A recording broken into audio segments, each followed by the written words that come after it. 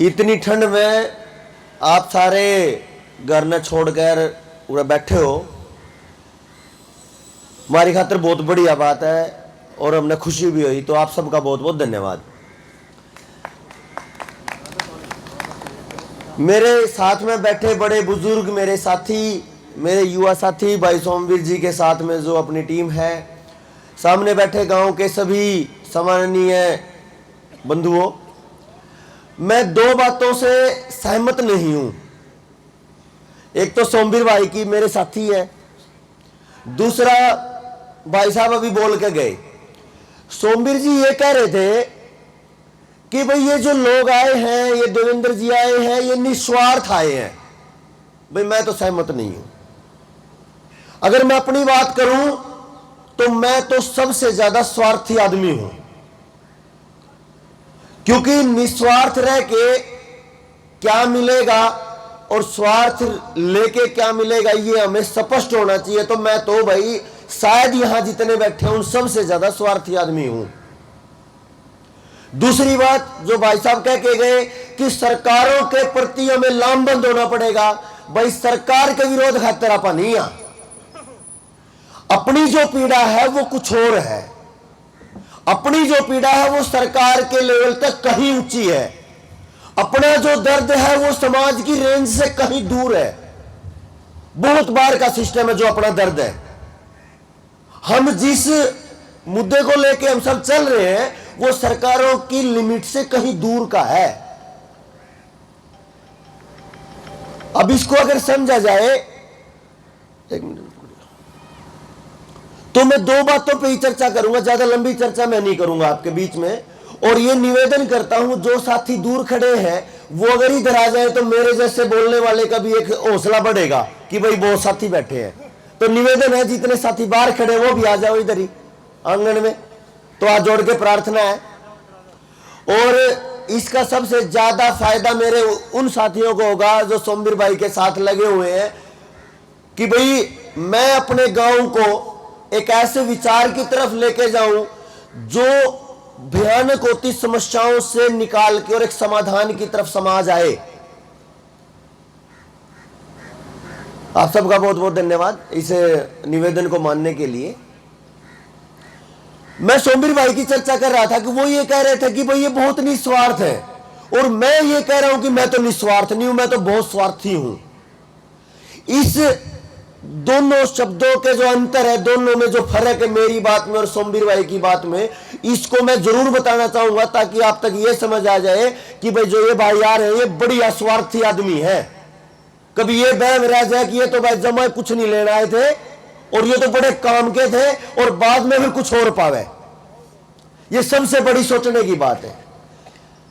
थोड़ा सा चिंतन करो, थोड़ा सा मनन करो, थोड़ा सोचो। आज हम गांव के ये किसान लोग, अच्छा कितने साथी हैं जो किसान है यहाँ पे जो खेती कर रहे, कितने लोग हैं उठा के बता दो एक बार। कुछ साथी है 98 में, कुछ ठंड सी मान रहे, ज्यादा हो रही है। देखो थोड़ा थोड़ा सोचना शुरू करो, थोड़ा थोड़ा मनन करना शुरू करो। भाई आज अगर हम खेत में जावा तो खेत में अपने पास किसान का क्या है, और किसान को बोलो, किसान को किसान बोलो तो क्यों बोलो, ये भी एक सोचने की बात है। मैं ये सोच रहा हूं पिछले 10-12 साल से मैं चर्चा कर रहा हूं, मैं एक चिंतन कर रहा हूं, मैं खोज कर रहा हूं कि जिस समाज में ये विचार बन चुका है कि भाई बिना यूरिया, बिना डीएपी, बिना जहर के खेती हो ही नहीं सकती, ऐसे समाज में, ऐसे देश में मैं इस विचार पे चला हुआ हूं कि पहली बार पूरी पैदावार बिना जहर, क्या ये संभव है? अब एक आध साथी कोई मेरे जैसा उल्टा चलने वाला हो तो वो कह देगी भाई है, लेकिन ज्यादातर समाज इस बात पे आके रुक गया है कि भी बिना यूरिया तो कुछ नहीं होवे, बिना डीएपी, बिना दवाइयों के तो कुछ नहीं होवे, इस बात पर आकर रुक गया। तो आज अगर किसान की बात करो तो थोड़ा सोच लो एक बार। आप किसान हो, ठीक है, कैसे किसान हो? आपका बीज आपका अपना नहीं है, क्या अपना बीज? सारा का सारा दुकान का। अच्छा, जो हमारे बड़े बुजुर्ग बैठे हैं, इनसे बात करो कि आप अपने टाइम पे कहां से बीज लेके आते थे। अपना ही था सब, पिछले साल का आगे बो दिया, अगले साल का आगे बो दिया, यही चला रहा था। लेकिन ताऊ जी आज अगर हम बात करें तो आज अपना कोई भी बीज खेत का नहीं बचा।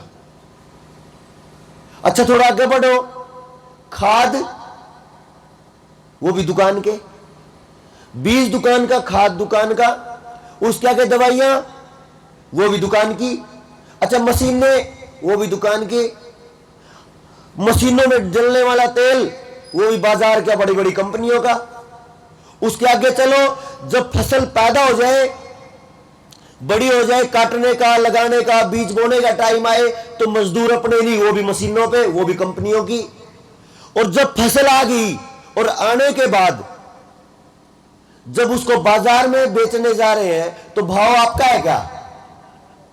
किसका है भाव? भाव भी दुकान का है, बाजार का है।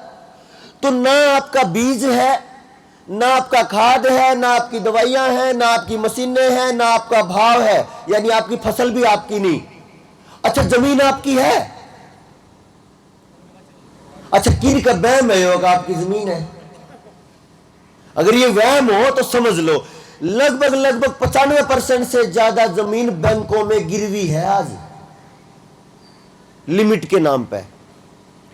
तो इसका मतलब ये है, अगर एक खेती को एक कोई भी कंपनी मान लो छोटी सी, तो उस कंपनी में आपका क्या? ना कंपनी आपकी, ना मालिक आपका, ना वहां के औजार आपके, ना वहां की मशीनें आपकी, आपका कुछ भी नहीं।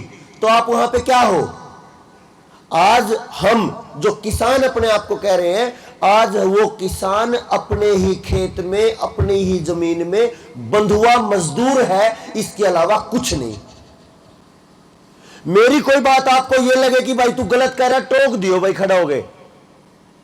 क्योंकि आपस चर्चा करने बैठे हैं, ये पंचायत बैठी है, गांव की पंचायत बैठी है, इतने बड़े बड़े बुजुर्ग अनुभवी लोग बैठे हैं, इनके बीच में आज ये जरूरत है युवाओं को खड़ा होकर बात करने की कि जो गलत हो चला है उस पर बात करना शुरू करो, नहीं तो कुछ नहीं बचने वाला। जब मैंने 2010-11 में खेती पे बदलाव शुरू किया, नौकरी छोड़ के, तो एक साथी ने पूछा, सुनील चाहता क्या है तू? बोला, भाई मैं तो कुछ नहीं चाहता, मैं केवल एक ही बात चाहता हूं, मुझे फर्क नहीं पड़ता मेरे गांव में कितने दिन बाद जैविक खेती होगी, कितने दिन बाद बिना जहर की खेती होगी, लेकिन मैं एक बात चाहता हूं कि मेरे गांव की हर एक बैठक में, हर एक चौपाल में, हर एक चौराहे पे खड़े होने वाले, बात करने वाले जितने लोग हैं, बड़े बुजुर्ग हैं, युवा हैं, छोटे हैं, बड़े हैं, महिलाएं हैं, उनके बीच में ये चर्चा चलनी चाहिए कि भाई जार ज्यादा हो गया और अब इसको खत्म करना जरूरी है। चर्चा चल पड़े तो वो काम अपने आप होना शुरू हो जाता है, क्योंकि जब चर्चा चलेगी वो सब लोगों के पास जाएगी तो उस पर कोई सोचेगा भी, जब सोचेगा तो उसको करेगा भी, और करेगा तो किसी ने पहली बार आधा किला बदला तो फिर 2 किले बदले, फिर 5 बदलो, फिर पूरा गांव बदला, और फिर वो गांव से हरियाणा और देश की तरफ बढ़ते हम। तो मेरा आज का वो किसान जो पूरी तरह अपना था, सब कुछ, खाद बीज दवाइयां मशीनें बैल सब कुछ अपना था, भाव अपना था, आज वो किसान के पास अपना कुछ नहीं है, वो केवल और केवल बंधुआ मजदूर है, इसके अलावा वो कुछ नहीं है। तो इसका मतलब खेती में अपना कुछ नहीं। आगे थोड़ा बढ़ जाओ, यहां पे हो सकता है ये कोई कमाल का गांव है हरियाणा का, हो भी ऐसा, आपके गांव में ऐसे कितने अच्छी नस्ल के सांड और अच्छी नस्ल के जोटे हैं जो अच्छी नस्ल के आगे अपने पास पशु आ रहे हैं। है गांव में कोई? भी मैं तो चर्चा कर रहा हूं, भाषण नहीं दे रहा, बताते जाओ। नहीं है ना? वो कहां के हैं फिर? वो टिक्के आ रहे हैं ना, वो भी कंपनियों के हैं। वो आपके घर में जो पशु आ रहा है वो भी टिक्कों का आ रहा है ना? अब तीसरी बात, सरकार ये कह रही है कि 35% तक बांझपन समाज में आ चुका है। 2009 में मनमोहन सिंह चिल्ला के कहता है इस देश के 43% बच्चे कुपोषित हैं। कुपोषण का मतलब ना शरीर स्वस्थ है, ना खून पूरा है, ना आंखें मजबूत है, ना कुछ भी नहीं है, तो वो कमजोर है। तो तब मैं सोचता था, जब पढ़ता था, कि भाई ये देश तो आधा तो खत्म हो लिया, 43% का लगभग तो 50% आ गए। वो कुदरती है, मैंने अगली खबर जब पढ़ी 2015 में, तो वही सरकार, सरकार का मतलब आदमी नहीं, सरकार का मतलब वो व्यवस्था, वहां पे बैठा एक आदमी ये कह रहा है कि इस देश के 63% बच्चे कुपोषित हैं। और वही सरकार, वही व्यवस्था 2020 में कह रही है कि 35% बच्चे नपुंसक हैं। और इसके साथ साथ देखो कितना कमाल है, एक तरफ तो नपुंसकता बढ़ रही है, एक तरफ खेती का नाश हो रहा है, एक तरफ जवानी का नाश हो रहा है, एक तरफ पशुओं का नाश हो रहा है, और साथ साथ में क्या हो रहा है, टिक्के लगा के बच्चा पैदा करने के हॉस्पिटल भी खुल रहे हैं। आपको ये नहीं लगता कि ये कुछ बड़ा षड्यंत्र है? क्या मेरा गांव इतना ठंडा हो गया कि इनको सोचने की चिंता खत्म हो गई? क्या ये इतने ठंडे हो गए कि अपने बच्चों के बारे में सोचना बंद कर दिया? जिस देश का खेत का बीज चला गया, जिस खेत का पशुओं का बीज चला गया, और जिस समाज का 35% युवा, चाहे लड़का है लड़की, वो नपुंसकता की तरफ है, तो क्या हम इतने ठंडे हो गए कि हमें सोचने का, विचार करने का कोई मादा ही नहीं बचा? अब ये जो चिंता है, ये मेरी चिंता सबसे बड़ी है।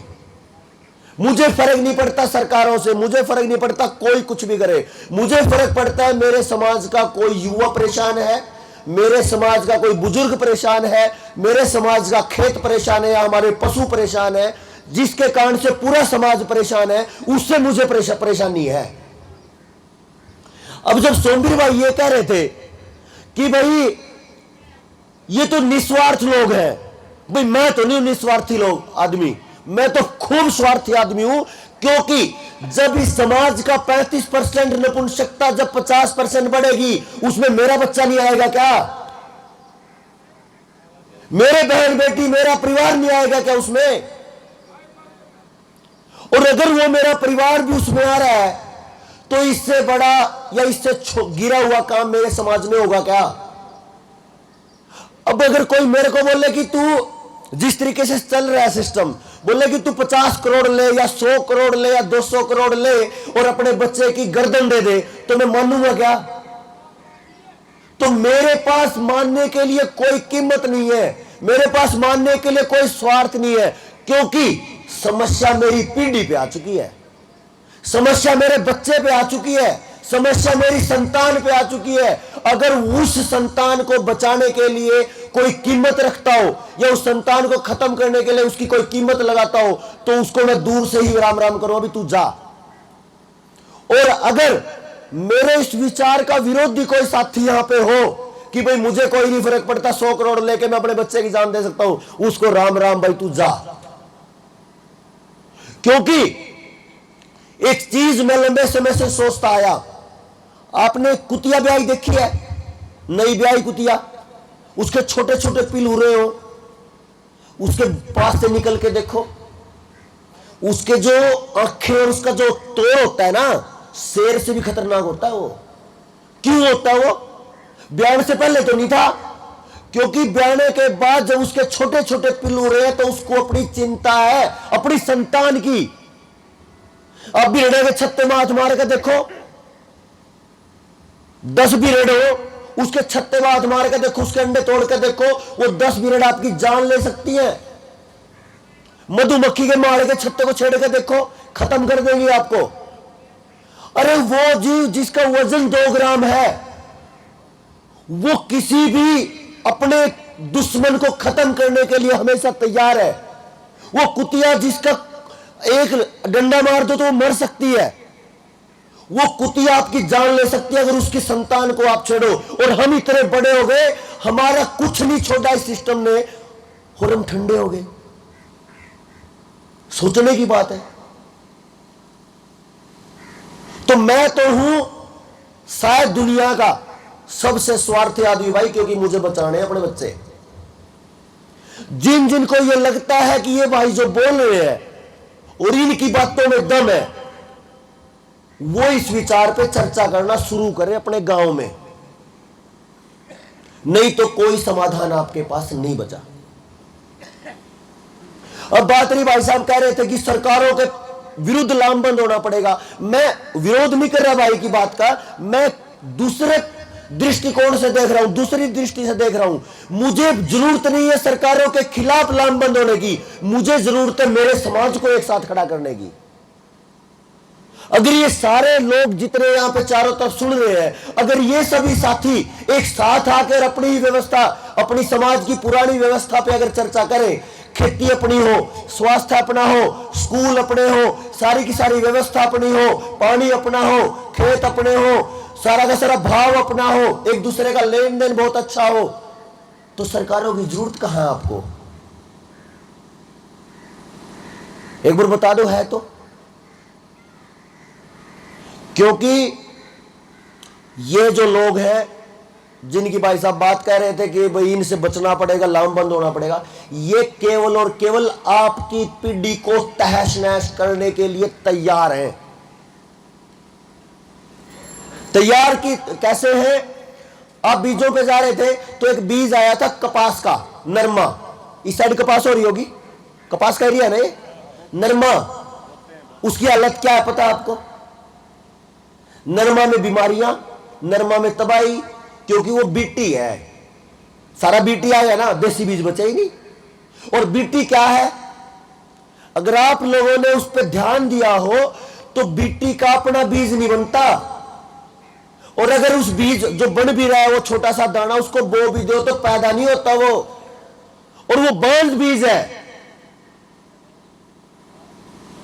ऐसे ही करके 15 फसलें लाइन में है, सरसों आ चुकी है, वही बीटी वाली, बीटी मस्टर्ड, जीएमओ। अगर इसने मैं एकदम देसी भाषा में बात कर दूं जो सबके समझ में आ जाए, जीएमओ ना भी समझ में आया अंग्रेजी का हो, बीटी ना भी समझ में आया अंग्रेजी का हो, जब एक कोई भी जीव है पूरी दुनिया में, उन्हीं जीवों के दो मां बाप एक साथ मिलते हैं नई संतान के लिए, तो एक नई संतान की उत्पत्ति होती है। जैसे फसल आजकल देखो आप, हरा हरा खीरा आ रहा है, खाते हो एकदम हरा खीरा, एकदम काचा काचा, उस खीरे में बीज नहीं है, क्योंकि कंपनियों ने उसके बीज के साथ एक छेड़छाड़ करी।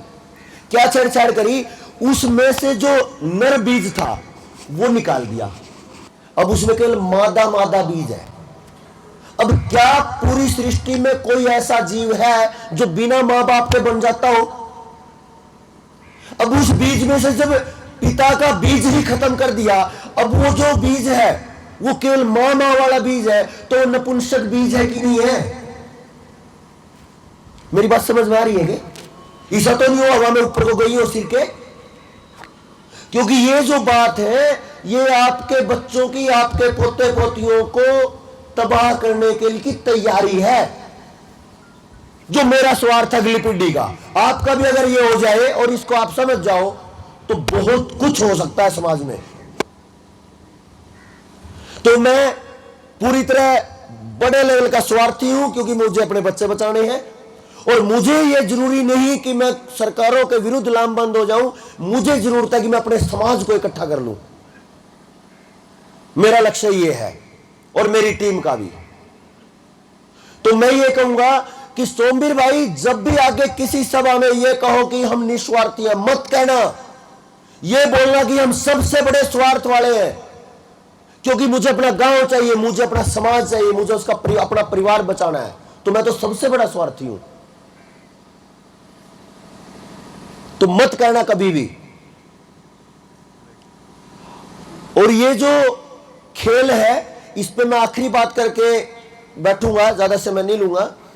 एक डॉक्टर हुए अपने बड़े विद्वान है अभी भी, वो कहते हैं कि मैं जब पढ़ता था 1970 के आसपास, तो अमेरिका के एक बहुत बड़े वैज्ञानिक ने खोज करी, और खोज में यह बताया कि जितना भी दवाइयां हम खेत में स्प्रे कर रहे हैं, दवाइयां छिड़क रहे हैं, उनमें तय अगर 100 ग्राम दवाई छिड़की तो 1 ग्राम तो फसल पे लग रही है, और बाकी 99 ग्राम हवा में खराब हो रहा है, हवा खराब हो रही है, और बाकी पानी को और जमीन को खराब कर रही है।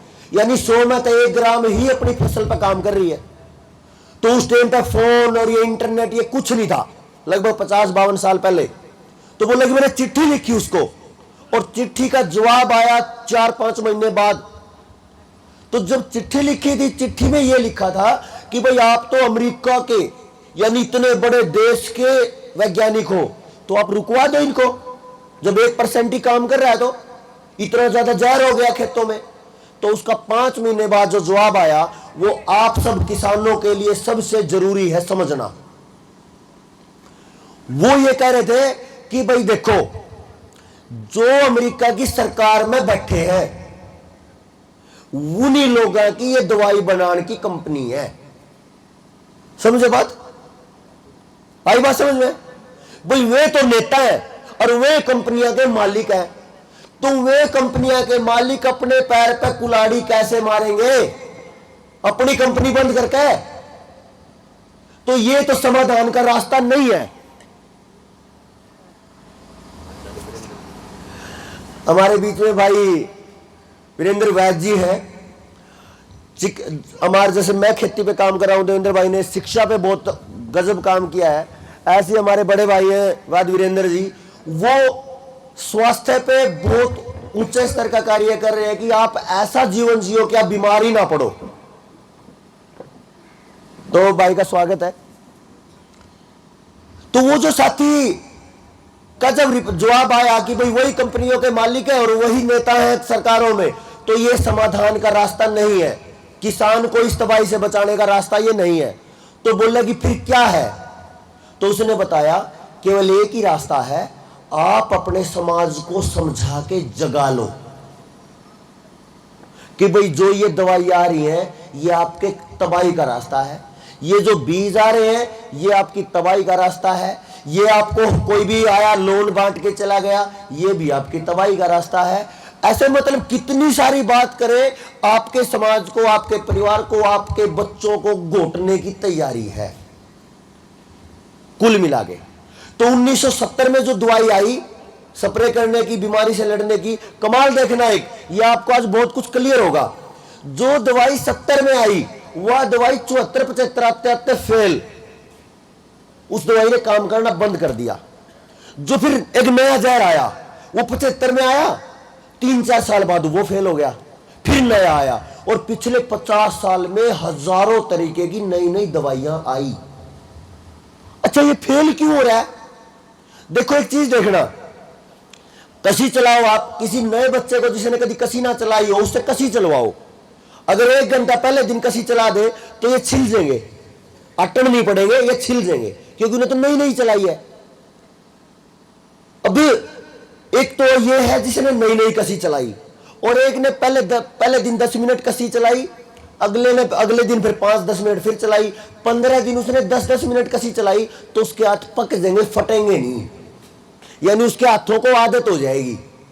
इसी तरीके से इस पूरी परमात्मा की इस सृष्टि में एक कमाल है, चाहे कोई कीड़ा है, चाहे कोई वनस्पति है, चाहे कोई पेड़ पौधा है, अगर उस पर एक ही दवाई बार बार मारोगे तो तीसरे चौथे साल में वो उसकी आदत में आ जाएगा, यानी वो वनस्पति, वो कीड़ा उस दवाई से मरता नहीं। ये तो है असली विज्ञान। लेकिन किसान का अपना विचार क्या बनेगा? जैसे ही तीसरा चौथा साल आएगा तो किसान कहता है उनको भाई यानी इतने आरामखोर हैं, दवाई नकली बना दी। ऐसा ही कहे ना कई बार, उनको पहले बड़ी बड़ी दवाई थी, कीड़े मार दिया कर दी या कबाड़ मार दिया कर दी, 2 साल तो आराम में काम ही नहीं कर दी, काम तो जहर तो वही है, लेकिन वनस्पति ने, उस कीड़े ने अपने ताकत को बना लिया। जैसे 10-10 मिनट मेहनत करके हाथ ने उस कस्सी की आदत डाल ली, ये प्रकृति है। तो फिर उन्होंने क्या देखा, जब बीमारियां नहीं हटी तो 95 के पास आगे बोले कि नहीं भाई ये तो समाधान नहीं है, दवाइयां तो चलती रहे, साथ में बीज बदलो। तो हाइब्रिड बीज लेके आए और आपके देसी बीज धीरे धीरे खत्म हो गए। तो देसी बीज खत्म और आपके आगे हाइब्रिड बीज। हाइब्रिड में फिर वो दवाइयों से ही पैदा होने वाले थे। अगर आज के जितने गेहूं का और ये सारे बीज हैं, इनको अगर बिना दवाइयों के बोओगे तो ये नहीं बढ़ते, पैदावार ही नहीं आएगी, क्योंकि वो दवाइयों से ही निकलने वाले हैं। तो उसके बाद लेके आए वो बीज जो आपके यहां पे तबाही का मंजर है, बिट्टी कॉटन, बिट्टी कपास, जिन्हें नरमा बोल रहे हैं, उसके साथ में आया था बीटी ब्रिंजल, बीटी बैंगन आया था, टमाटर आया, शिमला मिर्च आई, खीरा आया, और अब पिछले 2 महीने पहले आई है सरसों। और आपके खेत की जो जो सरसों का एरिया है उसको तबाह करने का पूरा प्लान तैयार है। तो मेरे गांव वासियों, मेरे बड़े बुजुर्गों, नौजवान साथियों, मैं तो इतना ही निवेदन करता हूं सोमवीर भाई की बात पे कि हम तो पूरे बड़े स्वार्थी हैं भाई, क्योंकि हमने बचानी है अपनी औलाद, और हमारी औलाद जब बचेगी जब आपकी बचेगी। इस बात से सहमत होंगे? मान के चलो गांव में नशा चल पड़ा और आधा गांव नशेड़ी हो गया, तो मेरा बालक बचेगा के? तो मैंने अपना बचाना होगा तो क्या करना पड़ेगा? सारे गांव के बच्चों का नशा छुटवाना पड़ेगा, तो मेरा बच्चा बच सकता है। और ऐसी ऐसी हजारों चीजें हैं जहां पे हमें काम करना है। तो मैं हूं बहुत बड़ा स्वार्थी, मैंने आपको बता दिया।